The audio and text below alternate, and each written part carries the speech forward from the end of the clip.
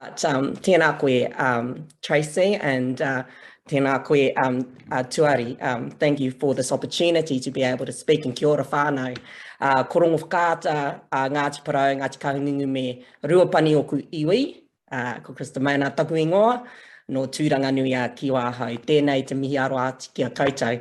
I'd just like to tautoko what Tuari had been saying and all his acknowledgements to everybody. It's no small feat to be able to pull off something like this. And I also really want to mihi to you, Donna. I haven't seen you for a long time, so it's so lovely to see your kānohi again and to have you start this hui with such a challenge to us all, which is great. It also makes me a little bit nervous about what I'm going to be talking about in some ways, but in saying that, yeah, I just wanted to mihi to you all. I'm going to try to do the screen save. I've listened to the instructions. Okay.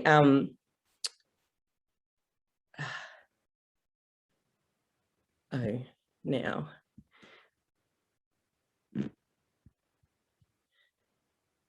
Oh, yeah, here it is. Okay. So is everybody seeing this? Have I done it? Awesome.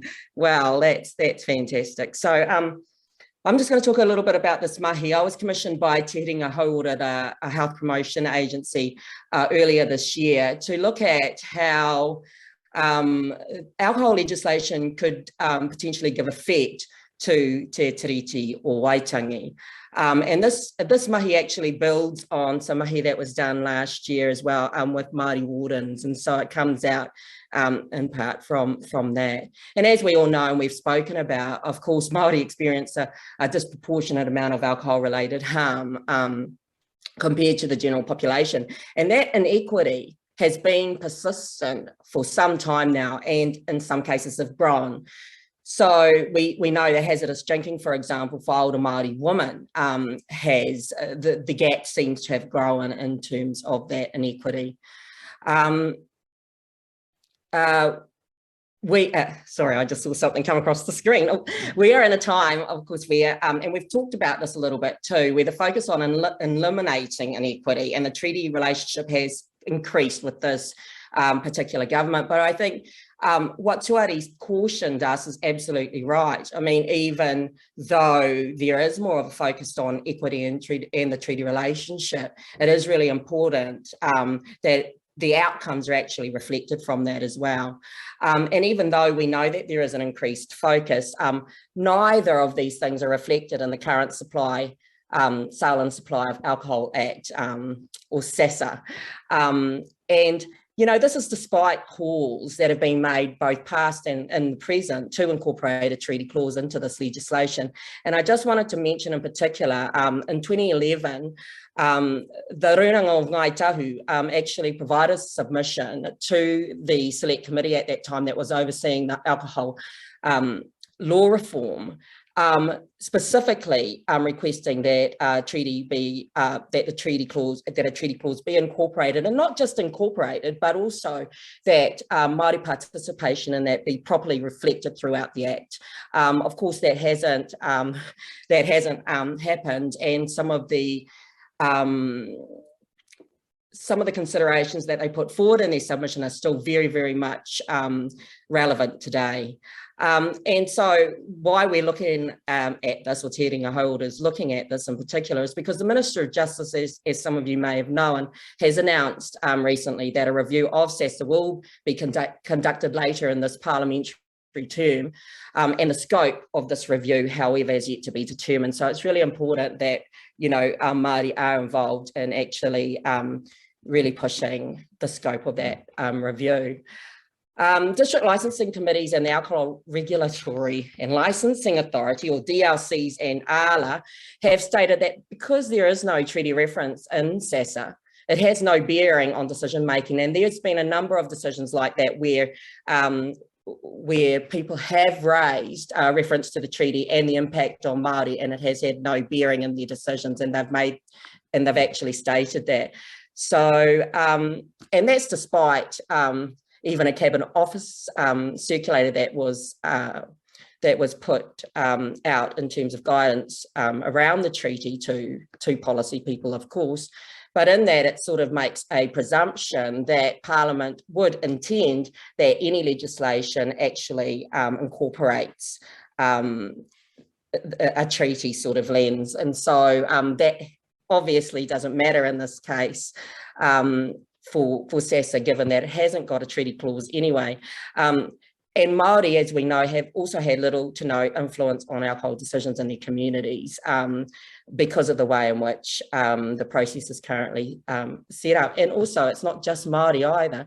Communities have also been struggling, broader community has also been struggling to participate in the legislation in alcohol licensing decisions. And basically, these decisions made without consideration of their potential impact on Māori communities, we would say, have arguably led to more alcohol-related harm and also continued this inequity. And so David Ratu has already been mentioned by Tuari, and he is a real champion in this area, and of course lodged a claim in 2019 with the Waitangi Tribunal to really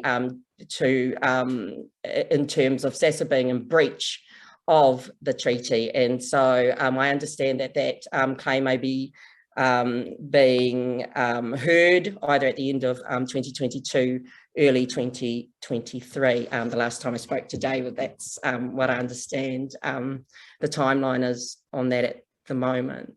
So really, all of this suggests that there is a need and an opportunity in this current context to actually reflect the treaty considerations throughout alcohol legislation, but it does need to be done in a very explicit way, and that's what we've been told through the process that I'll talk very briefly about soon.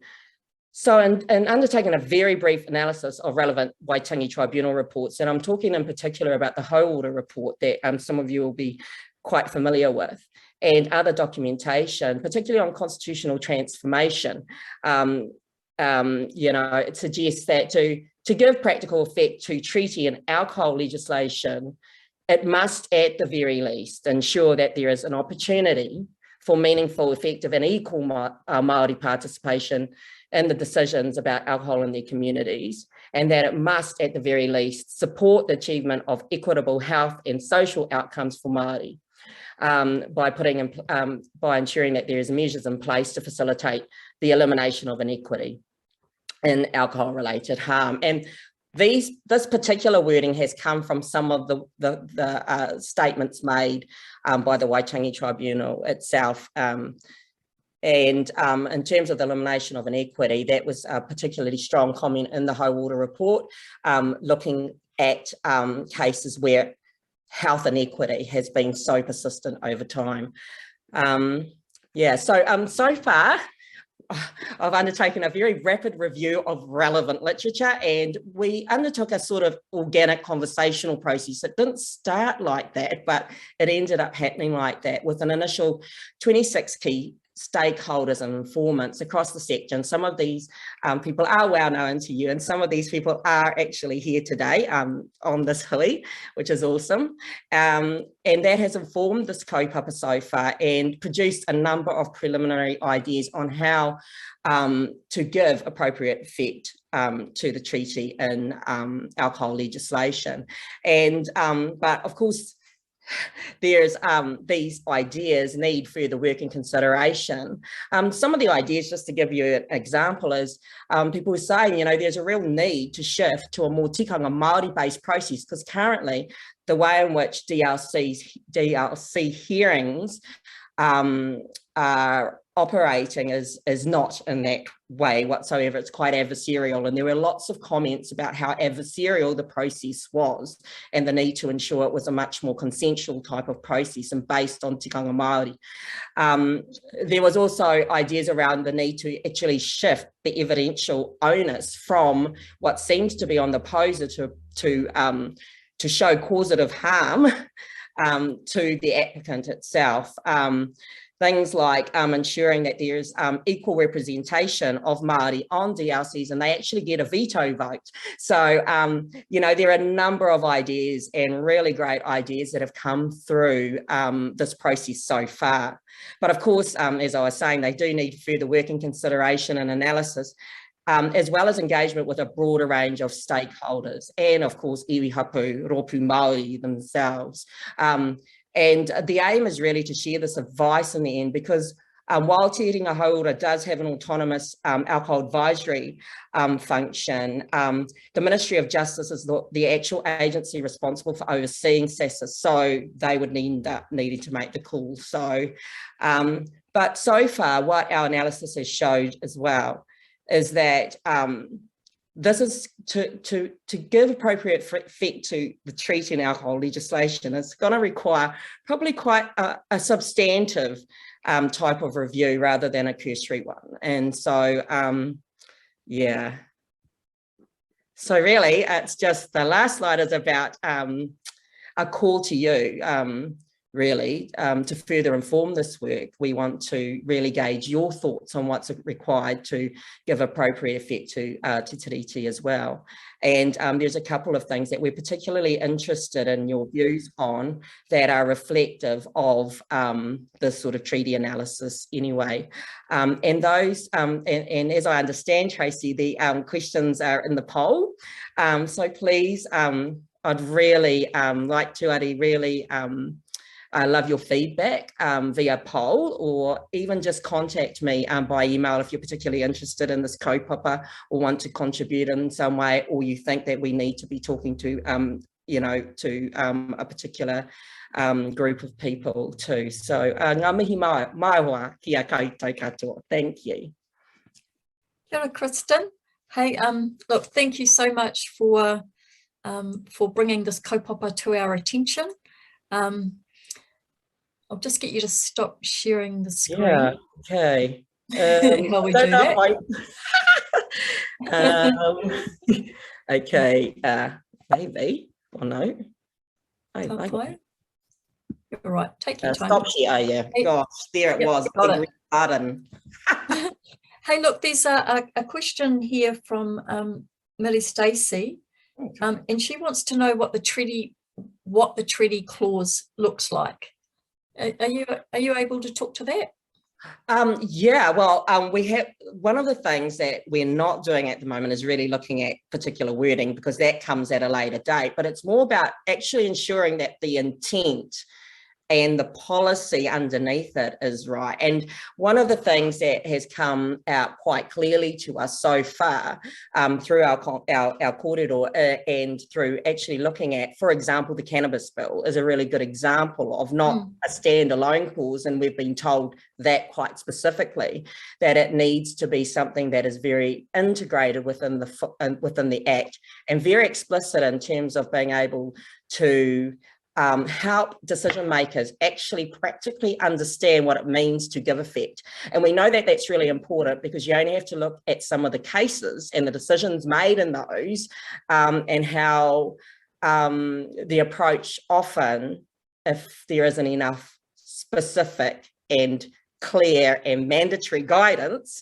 is that a reductionist approach is often taken to it. So it is really important that whatever happens, that the actual outcome that you're seeking to achieve, which is to have meaningful, equal, effective participation, is the thing that is that is the outcome of whatever type of wording you put in there, and the wording needs to reflect that outcome that you're trying to achieve. I hope that doesn't really answer the question, but it does say that it's not just a treaty clause, because if you go to the wording, there are stronger wording than others, like have regard versus give effect to, all of that. But I think it is more about, from the feedback that we've been getting, about being very explicit throughout the Act about what it means in practice for decision makers. And again, someone has raised the need for, I suppose, assistance. So I think about, the time that I spent with Alec in the day, and just what you were going up against all the time, huge money, huge lobbying, and those sorts of things. So, how how do we fight against, you know, these racist licensing trusts and all of the stuff that sits in that. I think, yeah, I think you're in a really challenging position, and kia kaha koe, he wahine toa, give them heaps. And yeah, and awesome that everyone here has an opportunity to participate. We've got a poll kind of running. Stephen's going to do a pop-up poll, and there's some questions in there that Kristen has put together. That'll be really cool if the whānau on the Zui today could participate in. So you'll see it pop up. It's a pop-up thing. I've never seen a pop-up poll on a Zui before, so it's kind of cool. Can you see it, Kristen? I've got it. Yeah. Do you want to just read out the questions, just in case anyone can't see? Aye. So, Tiriti and alcohol legislation, question 1. Does the existing alcohol law allow Māori participation in alcohol decision making? And then you can choose yes, no, or maybe. From the list of the measures below, which do you think are the most effective in incorporate an alcohol law to eliminate inequity and alcohol-related harm? And then you've got options.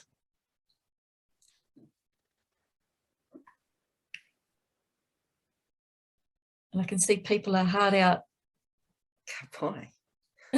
Are hard out participating, so thank you, Koto. Ka pai.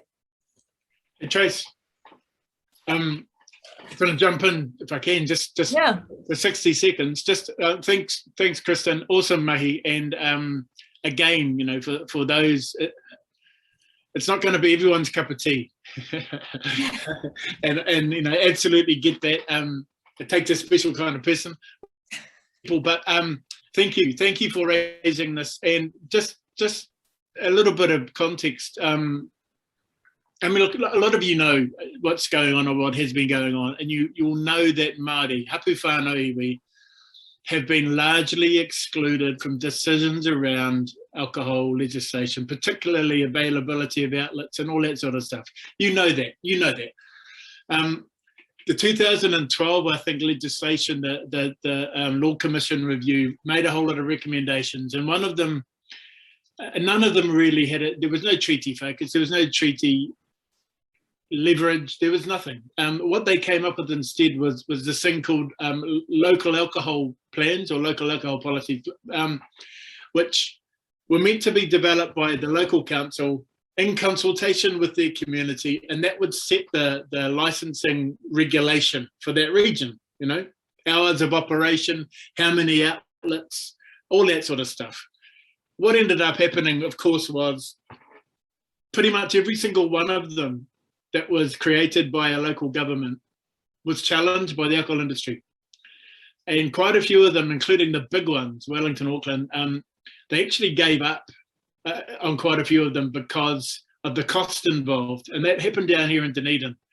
They had they'd come up with some ideas. They'd been out to the community had spoken, and then they ended up getting taken to court, and they backed right off. It was going to cost $1 million to defend the community position, you know. But Shawnee, who's on this, she's in the background, works for Te Rawater, was involved with the research project a couple of years ago that went out into communities and looked at how the local alcohol plans were going and how much communities were able to influence decision-making around alcohol outlet availability. And Shawnee's focus, our focus was on Māori.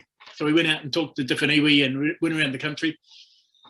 And the bottom, you know, the answer was it doesn't and it hasn't. So despite there being this sort of a quasi opportunity to influence what's happening in your local region, it doesn't actually work in practice for a whole bunch of reasons. So I think being able to enshrine something in legislation that gives iwi whānau and hapu a voice or some leverage or authority. I keep using that word that Donna started us off with today, authority, over how this stuff is managed within our communities, I think is huge, and it's a real opportunity. The fact that it's being even discussed is, from a few years ago, it wasn't even on the table. So just wanted a little bit of context that this is a real opportunity, and again, acknowledging it's not everyone's cup of tea.